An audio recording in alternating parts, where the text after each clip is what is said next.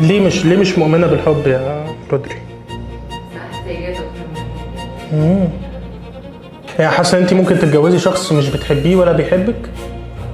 لا انا متاكده ان هو هيبقى بس انت مش بتحبيه؟ يعني مش اللي هو متعلقه بيه. امتى هتحس انك بتحبيه؟ بعد وقت يعني، بس مش هيبقى قبل ولد وجواز. بالظبط. هل انت ممكن تتقبلي راجل عنده ماضي؟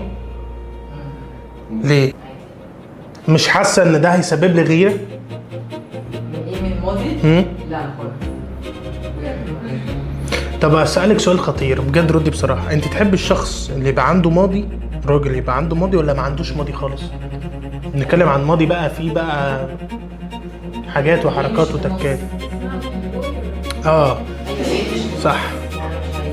لا هو ما هو اصل لا يعني استحاله يبقى بني ادم كويس بعد، يعني استحاله يبقى 100% الشخص اللي انا فعلا. طب هل ده ينطبق على البنت برضو؟ بمعنى يعني حتى لو البنت برضو جود جيرل او باد جيرل، ده ما بيتغيرش بعد كده؟